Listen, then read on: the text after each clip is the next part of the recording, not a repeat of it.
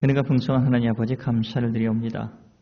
예수님 안에서 저희들을 지켜주시는 것 감사하고 이제 9월달 가을 냄새가 좀 납니다. 예수님 은혜 허락해 주신 것 감사하고 저희들 예수님을 바라보면서 온전히 걸어갈 수 있도록 주님 허락해 주시기를 간절히 원하옵니다. 모든 것을 감사하며 예수님의 이름으로 기도를 드리옵나이다. 아멘. 자, 여러분 인사하겠습니다. 안녕하세요. 예, 반갑습니다. 평안하셨죠? 예, 그래요. 일주일간 삶을 하나님께서 우리에게 허락하여 주셨고 또 하나님의 품으로 우리가 다시 돌아와서 하나님의 말씀을 듣고 그 말씀을 품고 우리가 또 세상으로 갈 겁니다. 하나님께서 이렇게 저희들 불러주시는 것 감사하고 또 오늘 주신 말씀을 마음 깊은 곳에 새기면서 아버지 하나님께서 어떤 마음을 가지시고 세상을 보고 계시는가 한번 여러분 생각해 보세요. 세상이라는 것은 우리 사람들을 어떻게 보고 계시는가 하는 겁니다. 또 자연을 어떻게 보고 계실까 하는 거예요. 여러분, 하나님은 세상을 어떤 눈으로 보실까요? 이게 참 우리가 어떤 자세로 살아가는 데 있어서 매우 중요한 질문입니다. 아버지 하나님께서 여러분의 가정, 세상이라는 것은 좀 우리가 좁게 얘기하면 사람들이라고 생각하면 됩니다. 여러분의 가정 속에 있는 부모를 어떻게 볼 것인가, 자녀를 어떻게 볼 것인가, 여러분의 친구와 이웃과 여러분의 직장 동료, 사람들 그리고 나라들을 어떻게 볼 것인가 하는 겁니다. 구체적으로 여러분의 가까이 계신 분들을 어떤 마음으로 하나님께서 보고 계실까 하는 거예요. 아주 중요하죠. 성경은 하나님께서 세상을 선교의 대상으로 보고 계시는 겁니다. 선교의 대상. 다시 말하면 아버지의 품으로 돌아와야 되는 그 선교의 대상. 복음을 듣고 예수님의 십자가의 보혈과 그리고 3일 만에 부활하신 부활과 그 십자가를 통해서 아버지의 품으로 유턴해서 오는 것을 하나님께서는 원하고 계신다 하는 겁니다. 저는 한때 이런 생각을 한 적이 있습니다. 동네에서 그리고 학교에서 꽤 잘생기고 똑똑하고 능력도 있고 운동도 잘하고 노래도 잘하고 공부도 잘하고 그런 친구가 있었습니다.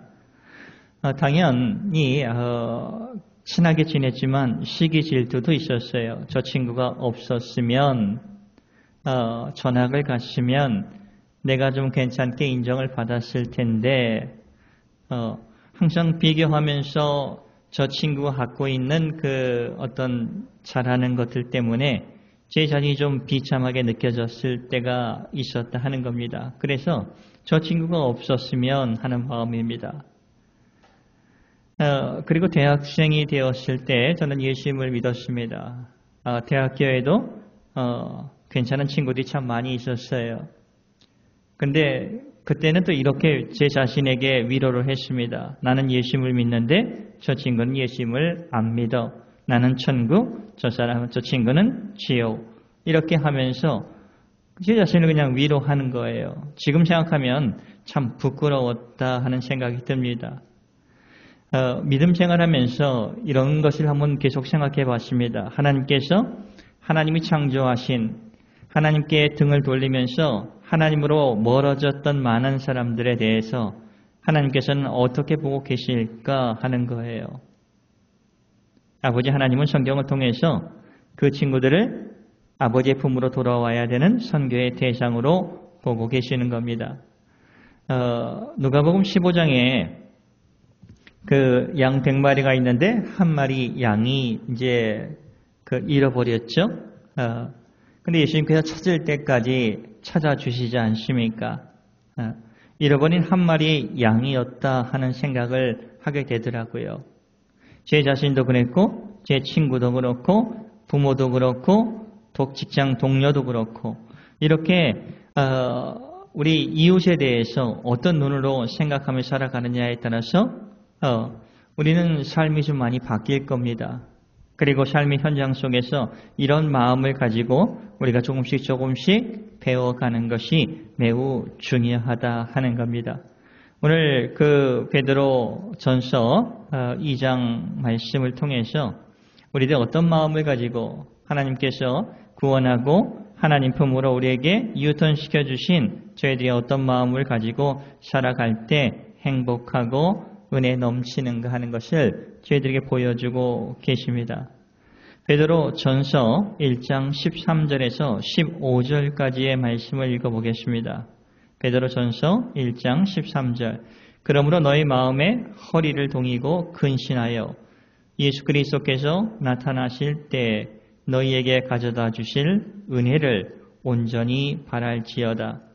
너희가 순종하는 자식처럼 전에 알지 못할 때에 따르던 너의 사욕을 본받지 말고 오직 너희를 부르신 거룩한 이처럼.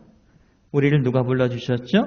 아버지 하나님께서 불러주셨어요. 누구를 통해서? 길이요 진리요 생명이신 예수 그리스도를 통해서 우리를 주님의 품으로 불러주셨지 않습니까? 하나님의 속성 중 하나님은 거룩하신 분이세요.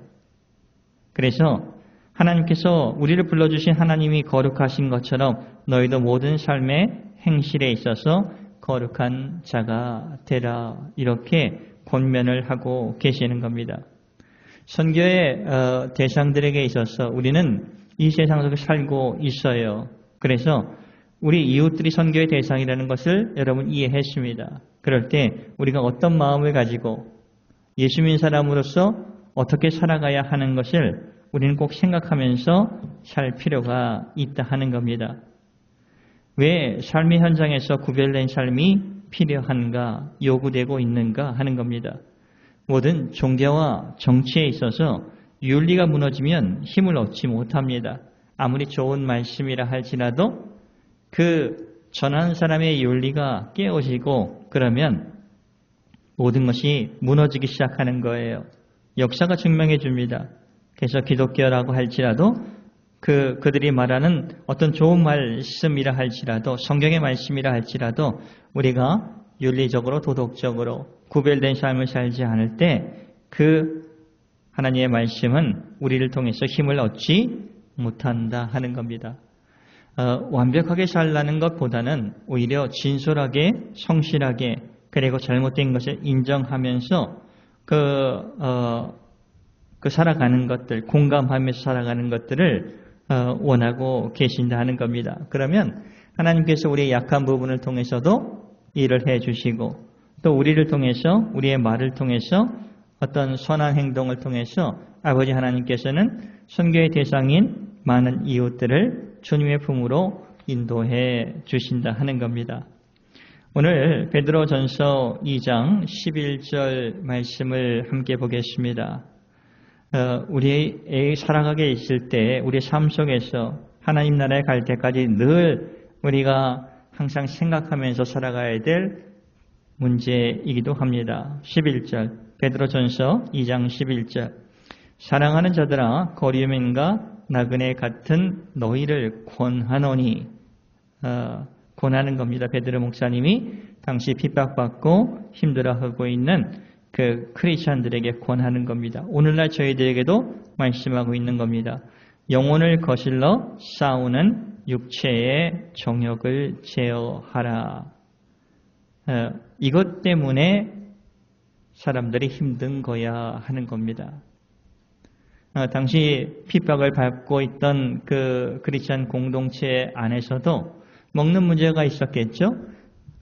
붙잡히면 당장 어떻게 돼요? 죽음을 면할 수가 없었고 고통을 받아야만 하는 이런 상황이기 때문에 그 한정된 삶 속에서 왜 어떻게 돼요? 어떤 정욕, 욕심 이런 것들이 그 사회에서 있었던 거죠. 그러면서 12절에 그렇잖아요. 너희가 이방인 중에서 행실을 선하게 가져 하는 것. 선교의 대상인 이방인들 중에서 행실을 선하게 가져 너희를 악행한다고 비방하는 자들로 하여금 당시에 기독교는 자그마한 종교였어요. 그리고 그리스 문화가 중심이었고 모든 정치를 이제 로마가 통치를 했죠. 그래서 기독교의 교리들, 가르침들을 사람들은 안 좋게 봤습니다. 사회를 혼란시키는, 혼잡하게 하는 그 사람들이라고 했어요. 그래서 이때 더욱더 너희들의 행실이 참 중요하단다 하는 거예요. 너희들이 말하고 가르치는 기독교에 대해서 비방할지 몰라도 너희의 선한 일, 너희가 참 인간답게 선하게 살아가는 것을 보고 예수님이 오시는 날에 그들이 하나님께 영광을 돌리게 되는 그런 은혜가 있다 하는 겁니다. 그래서 오늘 항상 우리가 평생 저희들 안에 있는 영혼을 거슬러 싸우는 육체의 정욕이라는 게 있어요. 이것을 한번 생각해 보려고 합니다. 선교의 대상인 그 사람들과의 관계 속에서 그리고 우리의 마음속에 영혼을 거슬러서 육체적으로 하고 싶은 거, 되고 싶은 거, 가지고 싶은 그런 욕심들 당연히 저희들에게 있습니다. 이것을 어떻게 우리가 절제하면서 살아갈 수 있을까 하는 거예요. 저는 여러분들에게 자주 말했지만 사람 속에는 개 2마리를 키운다 이렇게 제가 설명을 많이 했죠. 검은 개와 흰 개. 육신의 생각과 영의 생각입니다. 검은 개는 육신의 생각이고 흰 개는 영의 생각이에요. 근데 이 검은 개와 흰 개의 주인은 저와 여러분들입니다. 우리 안에서 키우기 때문에 저와 여러분이 주인이 되는 거예요. 그래서 주인인 저희들이 이 개들에게 어떤 음식을 더 많이 주는가에 따라서 우리의 성품은, 우리의 입으로 나오는 것은, 우리의 마음속은 그 채워지는 것이 달라진다 하는 거예요. 검은 개가 좋아하는 음식을 주면 당연히 검은 개가 크죠. 성장을 하는 거죠. 그럼 우리 마음속에 검은 개의 생각이 많이 지배를 하는 거죠. 육신의 생각이, 다시 말하면 하나님에 대한 생각을 잊어버리게 되는 거죠. 이 세상 속에 있는 내가 하고 싶고 되고 싶고 가지고 싶은 것만 집착하니까 선교의 대상이라는 것을, 이웃이라는 것을, 동료라는 것을 생각하지 않고 우리가 살아가게 되는 거예요. 세상 사람들과 똑같은 삶을 생각하며 살아가게 되는 거예요. 구원받지 못했다 하는 뜻이 아닙니다. 오히려 하나님의 마음을 모른 채 세상과 동일하게 함께 어우러져 살아가게 된다는 말입니다. 오늘 갈라디아서 5장 19절 말씀을 보면 우리가 검은 개에게 먹이를 많이 주면은 어떤 일들이 우리 안에서 나오게 되는가 하는 것을 볼 수가 있어요. 그 갈라디아서 5장 19절 보면 육체의 일은 분명하니, 그렇죠. 검은 개가 좋아하는 그 음식을 많이 먹고 그러다 보면 나타나는 것이 있다는 겁니다. 육체의 일은 분명하니 곧 음행과 더러운 것과 호색과 우상숭배와 주술과 원수 맺는 것과 분쟁과 시기와 분냄과 당 짓는 것과 분열함과 이단과 21절 투기와 술 취함과 방탕함과 또 그와 같은 것들이라. 이런 것들을 검은 개가 좋아한다 하는 거죠. 하나님께서 기뻐하시는 것들은 아니죠. 그렇죠. 그러니까 우리 안에 있는 검은 개와 흰 개가 있는데 검은 개가 커지고 검은 개가 우리의 마음을 지배하고 그렇게 살려고 한다면 19절에서 21절까지의 이런 종류의 일들을 우리 안에서 일어난다면 검은 개가 우리 안에서 우리를 지배하고 있다고 생각하면 됩니다. 그렇게 어렵지 않죠? 그러니까 하나님으로부터 멀어질 때 생기는 일들이에요. 하나님으로부터 멀어질 때. 그런데 22절, 23절에 보면 우리가 하나님과 가까이 하면서 좀 어렵고 힘들지라도 하나님과 가까이 하면서 하나님이 주시는 은혜와 평안 속에서 용서 속에서 능력 속에 살아가다 보면 흰 개가 어떻게 돼요? 영의 양식을 먹고 점점 자라는 거예요. 그러면 검은개는 작아지는 것이고 우리 안에서 검은개가 완전히 없어지는 것은 아니지만 흰개하고 싸울 수 없는 그런 위치까지 오는 겁니다. 그러다 보면 우리에서 나오는 말들이나 행동 이런 것들이 이제 22절, 23절과 같은 거죠.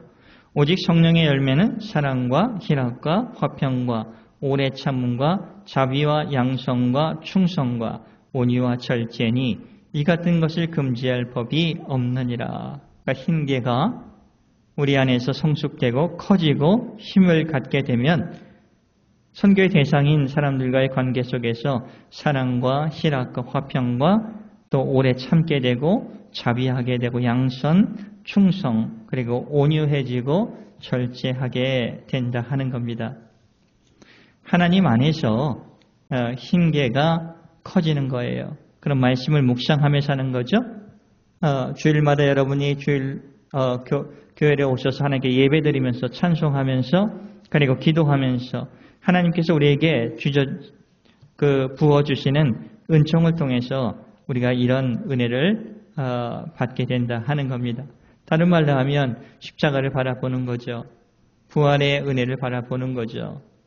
나도 예전에는 잃어버렸던 한 마리 양이었다 하는 거예요. 찾을 때까지 찾아주셨던 그 예수님의 큰 은혜 때문에 그리고 우리 안에서 성령의 은혜가 풍성히 이제 일해 주시는 거다 하는 겁니다. 오늘 하루도 주님께서 주시는 은혜를 충만하여서 주님의 말씀이 더욱더 크게 보이고 그리고 하나님께서 여러분을 인도하실 때마다 주님 제 안에 흰개인 그 영의 생각에 따라서 하나님의 말씀을 늘 마음에 품고 그리고 삶의 현장에 살아갈 수 있도록 그리고 많은 사람들을 대할 때마다 아버지 하나님의 마음으로 하나님께서 선교의 대상으로 보고 계시고 그리고 우리를 부르신 아버지 하나님께서 거룩하신 것처럼 우리도 하나님 안에서 모든 행실에 있어서 거룩하게 살아갈 수 있도록 예수님 도와주세요. 이런 마음을 가지고 살아가는 저와 여러분이 되시게 그럴 때마다 우리 안에서 좀 어떤 삶에 있어서 풍성한 것은 아닐지 몰라도 우리의 마음이 우리 안에 있는 흰개가 커지면서 우리 마음을 주장해 주실 겁니다. 그럼을 통해서 우리는 감사하면서 기뻐하며 살아갈 수 있는 겁니다. 그런 은혜가 저와 여러분에게 충만하기를 예수님의 이름으로 축복을 드립니다. 기도하겠습니다. 은혜가 풍성한 하나님 아버지 감사를 드리옵니다. 아버지 하나님의 마음을 늘 마음속에 품으면서 그리고 이웃을 바라볼 때마다 아버지의 마음처럼 선교의 대상을 품듯이 그리고 그들에게 있어서 우리가 정말 윤리적 도덕적으로 그리고 인내하면서 또 섬기면서 또 감사하면서 기뻐하면서 함께 고난을 나누면서 그렇게 복음 안에 살아가는 저희들 되게 도와주시길 원하옵니다. 모든 것을 예수님께 의탁드리면서 감사하며 예수님의 이름으로 기도를 드리옵나이다. 아멘.